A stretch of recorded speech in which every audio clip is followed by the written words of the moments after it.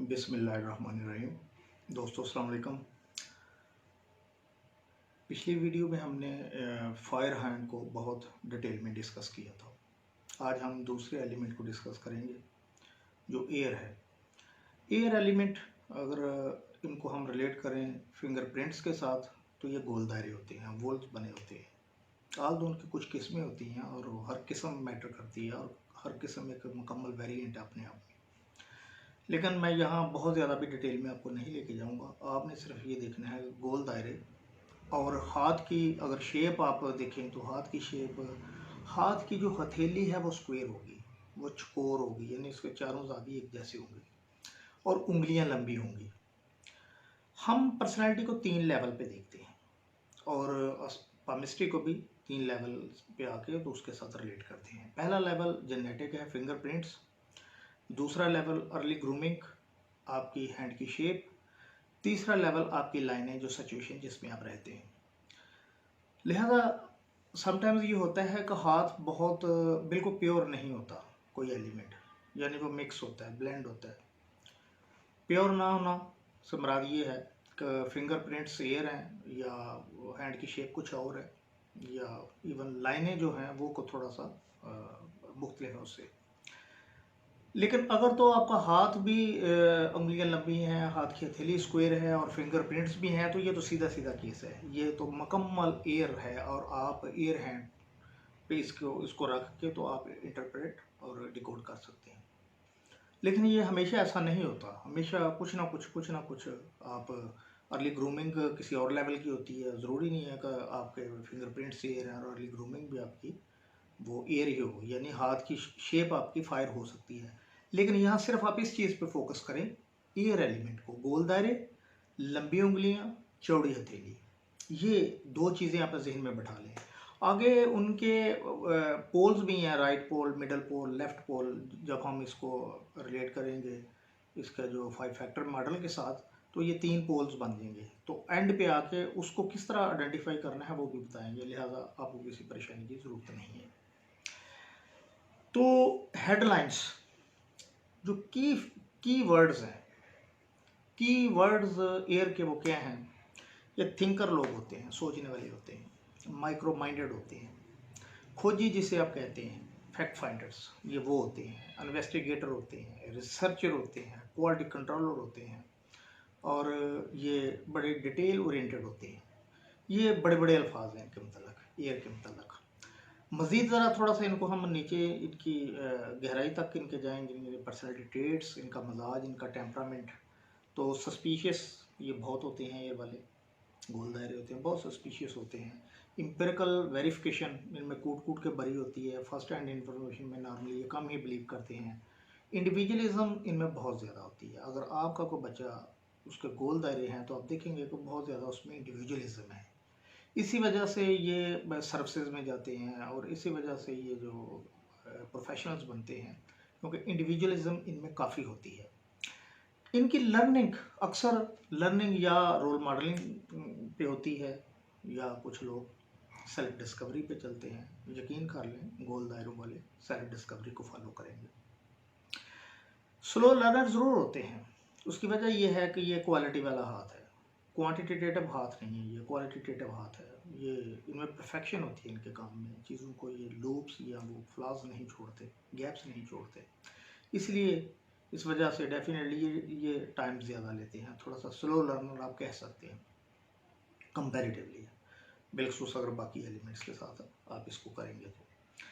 Honesty इनमें comparatively ज़्यादा होती है अगर गोल दायरे हैं तो। अगर हाथ की शेप कुछ मुख्तलिफ है या अर्ली ग्रूमिंग मुख्तलिफ है तो वो ये एक अलग इशू है। लेकिन अगर सिर्फ आप वॉल्स को, सिर्फ एयर एलिमेंट को, जिसका आप आज हमारा मौजू है, सिर्फ उसको फोकस करें तो इनमें यहाँ इंडिविजुअलिज्म ज़्यादा होगी, सीक्रेसी ज़्यादा होगी, वहाँ इनमें ऑनेस्टी भी ज़्यादा होती है।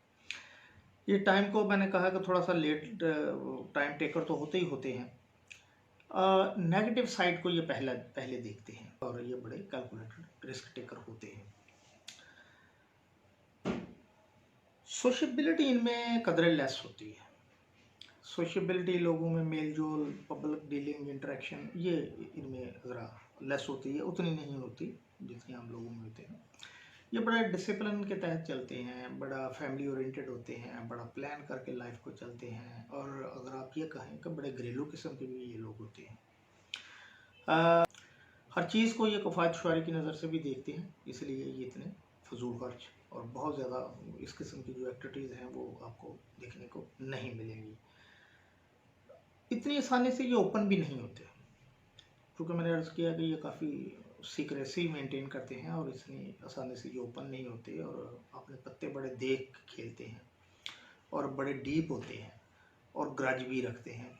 ये बात को भूलते नहीं हैं गोल दायरों वाले। इनको 2 साल बाद, 4 साल बाद, 10 साल बाद भी ये को बात ऐसी नज़र आती है तो ये ग्रज नज़र आ जाता है कि ये कोई ना कोई बात ऐसी करेंगे। कूल एंड स्टेबल भी होते हैं, रेजिलिएंट होते हैं, प्रैग्मेटिक होते हैं, प्रैक्टिकल साइड को फॉलो करते हैं, और ये बड़ी जल्दी रिस्पॉन्ड नहीं करते। फर्स्ट कॉल पे ये रिस्पॉन्ड नहीं करेंगे, फर्स्ट हैंड इंफॉर्मेशन पे ये बहुत आप ये समझें कि ये उतनी जल्दी बिलीव नहीं करते unless verified from other independent source. फिर ये किसी चीज़ को अपने यकीन का इंफॉर्मेशन का हिस्सा बनाते हैं। इनका फ़िल्टर बड़ा बारीक होता है, इसीलिए हम इनको 5 Ws वाला कहते हैं। 5-6 Ws का उनका ये फ्रीक्वेंटली इस्तेमाल करते हैं अपनी क्यूरियस नेचर होने की वजह से। Why, what, where, who, home, ये इनमें बहुत ज़्यादा होता है। यही एक एलिमेंट इनको रिसर्च ओरिएंटेड बनाता है। आगे हम अगर देखें कि हमने जो फर्स्ट टाइम जो काम किया है कि हमने 5 फैक्टर मॉडल को माइट्स एंड ब्रिक्स को जोड़ा है एलिमेंट्स के साथ, this is very first time in the world. तो आप इनको इमोशनल स्टेबिलिटी पे रखेंगे 5 फैक्टर मॉडल। एक पोल उनका, राइट पोल उनका इमोशनल स्टेबिलिटी पे होगा और लेफ्ट पोल इनका वो न्यूरोटिसिज्म पे होगा। अगर माइल्स एंड ब्रिक्स की आप बात करते हैं तो ये जजमेंटल होंगे अगर लेफ़्ट पोल पे हैं, और अगर राइट पोल पे हैं तो ये थिंकर होंगे। ये दरमियाने जो मिडल पोल पे है ये दोनों चीज़ों को साथ साथ लेके चलते हैं। मिडल वाले पे दोनों साइड्स का इन्फ्लुएंस होता है, और अमूमन ये सुपरवाइजिंग कैपेसिटी में मैंने जैसे अर्ज़ किया था ये होता है कि दोनों विंग्स को, एक किस्म के विंग्स होते हैं, दोनों को साथ लेके चलता है। रोल और स्किल अल्लाह ताला ने जो उनको दिया हुआ है वो तो मेरी बातों से समझ आ गई होगी आपको क्या है, वो मुझे बताने की ज़रूरत नहीं है। वो डिटेलिंग ही है, ये रिसर्च ही है, इन्वेस्टिगेशन, ये इनका रोल और स्किल है, और यही इनका लाइफ पर्पज़ है। सेल्फ एक्चुअलाइजेशन है। लाइफ पर्पज़ को या सेल्फ एक्चुअलाइजेशन को नाम देना हो तो आप इनको फैक्ट फाइंडर्स कह सकते हैं कि ये फैक्ट फाइंडिंग करते हैं और ये फैक्ट फाइंडर्स हैं। खोजी हैं बड़े, हर चीज़ में इन्होंने खोजना कुछ ना कुछ, बिहाइंड दी वॉल ये देखने की कोशिश करते हैं, आउट ऑफ द बॉक्स ये सोचने की कोशिश करते हैं, देखने की कोशिश करते हैं। एडवाइस इनके लिए वही है, सोशबिलिटी थोड़ी सी, और इंडिविजुअलिज्म में बहुत ज़्यादा कैद होके ना रहना उस शेल में, थोड़ा सा अपनी ज़ात से बाहर की तरफ देखना और ताल्लुकात बनाने और इंटरेक्शन रखना। मैनेजमेंट स्टाइल इनका बड़ा प्रैक्टिकल होता है, ये गोल सेटिंग्स पे चलते हैं, रैशनल इनका डाटा कलेक्शन भी रैशनैलिटी पे होता है, और ये डाटा बेस इनकी डिसीजन मेकिंग होती है। अगर आप देखेंगे ये किस तरह के डिसीजन करते हैं, कुछ इमोशनल हैं, कुछ इंट्यूटिव हैं, लेकिन ये डाटा बेस होते हैं, ये डाटे पर रिलाई करते हैं, बीइंग ए प्रैग्मैटिक पर्सन। उसके बाद वर्क वैल्यूज़ इनकी बेसिकली तो वर्क वैल्यू इनकी स्पेस होती है। वर्क वैल्यू वो चीज़ है जो आप एक्सपेक्ट करते हैं और प्रेफर करते हैं एट योर वर्क प्लेस। अगर किसी बॉस को अपने सबऑर्डिनेट की ये समझ आ गई है कि उसकी वर्क वैल्यूज़ क्या है, तो उसके लिए उसको चलाना बहुत आसान है, मोटिवेट रखना आसान है, उससे परफॉर्मेंस लेना बहुत आसान है। तो ये चूँकि थोड़े से स्लो होते हैं, अपनी चीज़ों पे बार बार वो रिविज़िट करते रहते हैं, इसलिए इनकी कोशिश होती है कि इनकी वर्क वैल्यूज़ पे ऐसा माहौल मिले जिसमें एटलीस्ट इन पे टाइम बम ना लगाया जाए। जहाँ टाइम की बात आएगी ये थोड़े से वहाँ से भागेंगे, यहाँ से। वक्त की पाबंदी इनके लिए बहुत मुश्किल काम होता है, इसीलिए कोई इनको अगर टारगेट दे दिया जाए, कोई चैलेंज दे दिया जाए इन फायर हैंड वालों को, साथ इनको टाइम की जो पाबंदी दे दी जाए, तो ये कंफर्टेबल फील नहीं करते। तो ये कहेंगे कि हमें थोड़ी सी स्पेस दें, हमें चीज़ों को अपने अंदाज से काम करने दें, और चूँकि हमें थोड़ा सा हम टाइम ज़्यादा लेते हैं, इसलिए हमें टाइम की पाबंदी या डेडलाइन लाते हैं, ये इनके लिए एक इशू होता है और ये इनकी वर्क वैल्यू, और ये प्रेफर करते हैं कि ये हमारे वर्क प्लेस में हमारे सीनियर्स में और बॉसेस में जो हमें गाइड करते हैं, जो लीड करते हैं, उनमें ये चीज़ होनी चाहिए। हमारी इस इमोशनल और साइकोलॉजिकल नीड का उनको एहसास होना चाहिए। अगर आप ये स्पेस इनको दे देते हैं, इनकी परफॉर्मेंस में आप खातर खा बेहतरी देखेंगे। लोकस ऑफ कंट्रोल भी इनका इंटरनल होता है। ये ऑनरशिप लेते हैं और ऐसा नहीं है कि अपने फेलियर्स को और अपनी कोताहियों को, कमियों को ये जोड़ें एक्सटर्नलिटी से, इसलिए लोगोस ऑफ कंट्रोल इनका इंटरनल होता है। रोमांटिक डिस्प्ले में ये इतनी जल्दी ना तो ओपन होते हैं, ना अपने पत्ते शो करते हैं, ना ये इतनी जल्दी रिस्पॉन्ड करते हैं। लिहाजा ये सोच समझ के फैसले करते हैं। और रोमांस में भी ये प्रैक्टिकल और प्रैग्मैटिक जो साइड है उस पहलू को ये नज़रअंदाज नहीं करेंगे। रोमांस में इनकी कंपैटिबिलिटी जो बनती है वो दो एलिमेंट्स के बनती है। एक तो इनका ये अपना एलिमेंट, अपना ज़ाती एलिमेंट एयर के साथ। दूसरी इनकी जो कंपैटिबिलिटी बनती है वो फायर के साथ बनती है। फायर और एयर की अच्छी कंपैटिबिलिटी है, एयर की एयर के साथ और एयर की फायर के साथ, एंड वाइस वर्सा।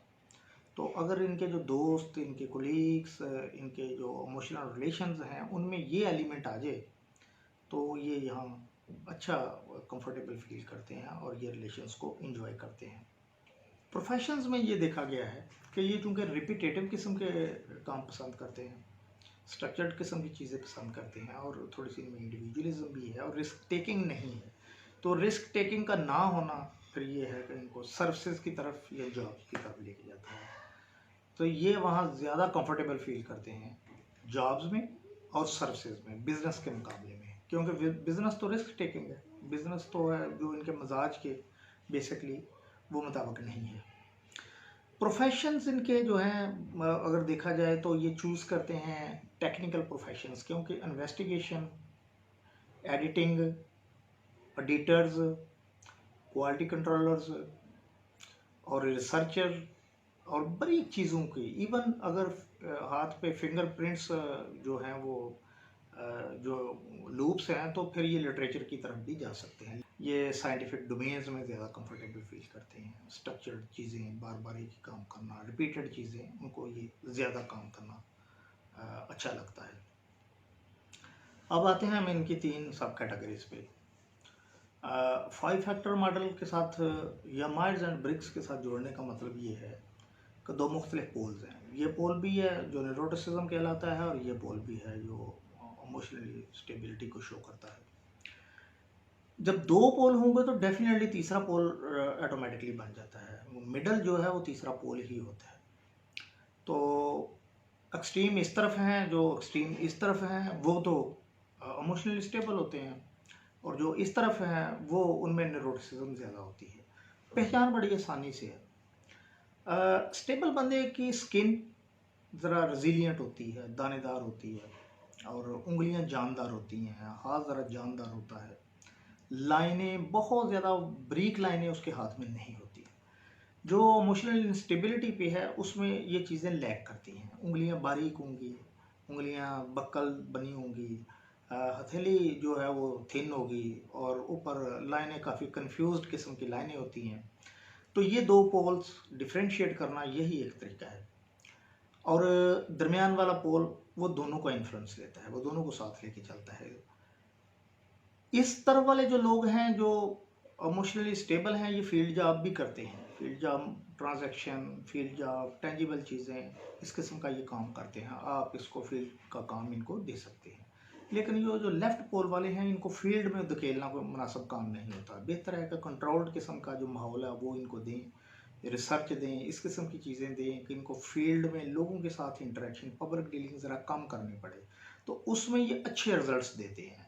हाथ कोई भी बुरा नहीं है, कोई भी चीज़ बुरी नहीं है, सिर्फ उसके साथ हमने मैचिंग चीज़ को ढूंढना है, को उसके साथ जुड़ी हुई क्या चीज़ें अगर वो करें तो हर हर हर हाथ ही अच्छा है। हर हाथ किसी चीज़ के लिए बना है, किसी स्पेसिफिक वजह के लिए बना है, किसी स्पेसिफिक काम के लिए आप एक्सपर्ट हैं। प्रॉब्लम वहाँ आती है जहाँ हम उस काम को छोड़ के हम वो काम करते हैं जिसके लिए हम बने हुए नहीं। इसलिए ये कहना कि इमोशनली स्टेबल लोग जो है वो कहते हैं जी हम क्या करें, हम तो वैसे बड़े जो है वो इमोशनली वो स्टेबल ही नहीं है, तो उनके जो काम है अगर उनको उनको दिया जाए, वो काम दिया जाए, तो दे एंजॉय देयर वर्क। जो रिसर्च है और इस किस्म की चीज़ें हैं और एक कंट्रोल्ड और पीसफुल इन्वायरमेंट है, उनको दे दें आप, और उनके ऊपर वो चेक ना रखें टाइम का इतना, और इसमें थोड़ा सा आप फ्लेक्सिबल हूँ तो वो बहुत अच्छा रिजल्ट देते हैं, और आप देखेंगे कि उनकी परफॉर्मेंस बहुत अच्छी होती है। राइट पोल वाले हैं वो ज़रा थोड़े से सारी रफ टफ होते हैं, वो कोई भी होगा, अगले एलिमेंट्स पे भी हम डिस्कस करेंगे तो राइट पोल वाले थोड़े रफ एंड टफ होते हैं। फील्ड ज़माने की सख्तियाँ गर्मियाँ, बाहर मौसम की सख्तियाँ गर्मियाँ, पब्लिक इंटरेक्शन और इस तरह के इश्यूज़ को वो आराम से वो फेस कर लेते हैं। लेकिन ये जो लेफ्ट पोल वाले हैं ये थोड़े से नाजुक होते हैं, नाजुक आबगिनी होते हैं, जल्दी डिस्टर्ब हो जाते हैं, तो इनको इनका काम दे दें, जो ये काम कर सकते हैं, तो कोई मसला ही नहीं है। अक्सर ये सवाल करते हैं जी ये हाथ अच्छा है या नहीं, हाथ सारे ही अच्छे हैं। फिर सवाल करेंगे जी ये मैं खुशकिस्मत हूँ या नहीं, भाई सारे खुशकिस्मत हैं, कोई ऐसी चीज़ नहीं है कोई इस वजह से हाथों की क्लासिफिकेशन मुमकिन ही नहीं है। जो हमने सेग्रीगेशन जो 5 फैक्टर मॉडल के साथ जोड़ा और 5 कैटेगरीज बताई, 4 एलिमेंट बताए और 5वां हमने मिक्स बताया, तो इसका मतलब ये है हर बंदा एक मुख्तलिफ है, हर बंदा मुख्तलिफ मजाज रखता है, उससे सिर्फ मैचिंग किस्म की चीज़ें हमें ढूंढनी है, वो उनको करने के लिए देनी है। राइट पोल वाले को आप थोड़ा सा और तरीके से डील करें, ये थोड़ा सा एक्स्ट्रोवर्ट होगा, और जो लेफ्ट पोल वाला है थोड़ा सा और तरीके से डील करें, उनको उनके मिजाज के मुताबिक काम दें, उनको उनके मिजाज के काम दें, ये भी खुश वो भी खुश आप भी खुश, तो मसला क्या है, मसला कोई भी नहीं है। इसलिए अगर आप फील करते हैं कि आप इतने इमोशनली स्टेबल नहीं हैं, तो कोई परेशानी वाली बात नहीं, प्रोफेशन के हवाले से तो कोई परेशानी वाली बात नहीं, आपके लिए कुदरत ने काम बना के रखे हुए हैं, आपने बस वो काम पकड़ने हैं, उनमें जुटी जाना है। अगर आपको कोई कन्फ्यूजन होती है, स्पेशली कुछ लोग कंफ्यूज्ड हो जाते हैं जब हम ये लेफ़्ट मिडल और इसके पोल की बात करते हैं। एक तो पहचान में वो कहते हैं जी हमें मुश्किल पेश आती है, और एक हम कहते हैं कि जी वो उनके एरियाज़ फिर क्या उनका सारी चीज़ें तो उनकी बदल जाएंगी, एरिया वही रहेगा, मेन वही रहेगा, वो जो उनका है इमोशनल स्टेबिलिटी, अब उसमें वो फॉल करते हैं। एक और बात कहूँ, आप इस पर्सनैलिटी से दूसरी पर्सनैलिटी में स्विच ओवर तो नहीं कर सकते, ये मैंने नहीं देखा। तो आप बिल्कुल एक्सट्रोवर्ट हो जाएं और आप एग्रीएबलनेस पे चले जाएं, लेकिन ये एक ऑप्शन आपके पास मौजूद है कि एक ही पर्सनैलिटी के अंदर रह के आप मूव कर सकते हैं, और ये बहुत बड़ी एक वेरिएशन है, 0 डिग्री से लेके 100 डिग्री तक आप कोशिश करें आप उस तरफ जा सकते हैं। नॉर्मली ये तो मेरे देखने में आया है कि जो बिल्कुल एक्सट्रीम लेफ्ट वाला है वो मिडल तक आ सकता है वो भी, और जो राइट वाला है वो भी मिडल तक आ सकता है। तो कुदरत ने कुशन दिया हुआ है, आप चाहें तो इस कुशन से फ़ायदा उठा सकते हैं, और यस सोच के साथ, आपके माइंड सेट के साथ, आपकी मेडिटेशन के साथ, आपके लाइफस्टाइल के साथ, आपकी एफर्ट्स के साथ लाइनें चेंज होती हैं, आप इसको कर सकते हैं।